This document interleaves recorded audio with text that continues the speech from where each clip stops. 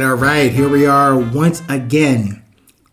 A new day, a new now, a new review. No, a new preview of today's resilience that you and I will share. Let's hop into this one. Maybe a little longer than other episodes, but let me start with the question that is the topic of this episode today, called Am I My Brother's? So the traditional word to complete that question or biblical statement would be, Am I my brother's keeper? But I wonder about that statement and or question. I mean, about the charity and the reach of that implication. The meaning of the keeper part. So let's look into that today.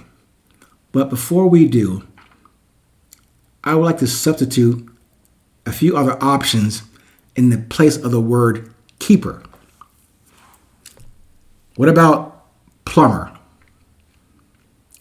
Garbage man? Therapist? Counselor? Friend? But let's start with the keeper thing first. In the context of the entire statement about being my brother's keeper, this is what I found with just a cursory Google search. Used as a way of saying that you are not responsible for what someone else does or for what happens to them. Another definition: blessed is he who, in the name of charity and goodwill, shepherds the weak through the valley of darkness, for he is truly his brother's keeper and the finder of lost children. Interesting. How about this one? Being responsible for the welfare of a brother or other sibling, or by extension, for other human beings in general.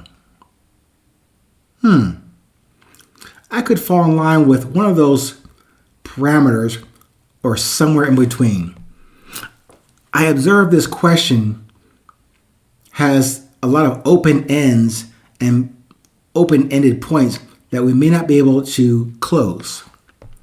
We could start unpeeling the brother definition or classification or qualification, or reach, as I mentioned earlier, the inclusion of one or of who in that brother realm and family. How do we decide who meets the test or cuts the mustard for being a brother?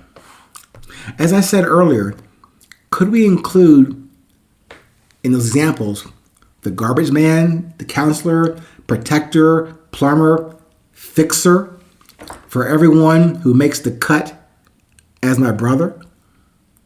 How far do we go with our Good Samaritan efforts for all those keeper things we got to do? I really don't know. We each have a unique capacity to assist and to help our fellow human beings. We also do have an opposite capacity to ignore a fellow human being in need or in distress. Like the person at the stoplight asking for food or money or any help. Do we choose to keep him or her, or choose to look away, ignore him or her, hoping that that light changes to green soon? As I'm sitting there at that stoplight, that person with a sign requesting something, in my head I'm thinking, not in my heart, in my head I'm thinking, am I to save this brother as my brother and assist him? I offered you a few example approaches and ways to look at this thing about being a brother's keeper. I'm not sure how to even change my own discipline and practice to correlate this challenge with my own journey towards resilience. Again, it comes back and forward to that capacity issue and the choice I have to make often during the day. When only you and your Creator see exactly how you decide to execute in this scenario should be top of mind and definitely deep in your heart. As usual, I have no answer for you today. Just more questions that I still stand by my philosophy about the 820 show.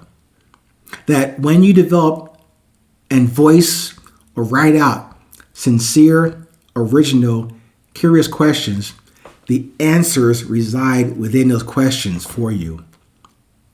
And only for you to receive that guidance in whatever fashion and whenever the indications or the whispers or the nuances or the nudges appear to you on your journey.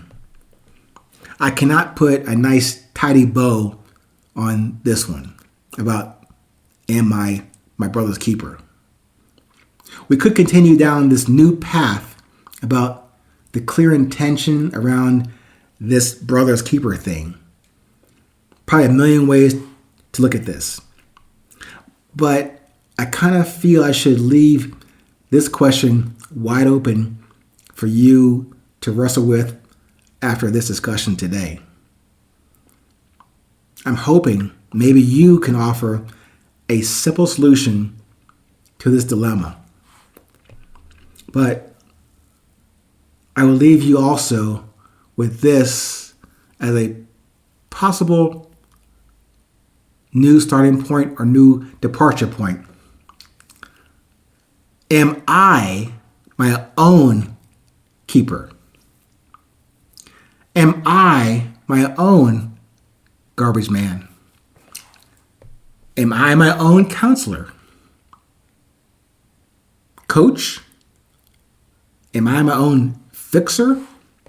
Am I my own maintenance man? I guess when I reframe that question, I myself get a better direction that I cannot do that for myself. And only through that creator or higher power that insists for me to dwell here in this space and with guidance called my purpose, my message to deliver and share completely. Perhaps we should come clear to ourselves in addressing that keeper question about self first. And do that before we debate on being the keeper of anyone else. Please, stay present, stay current. No matter where you are in this world, remember, it's always 820.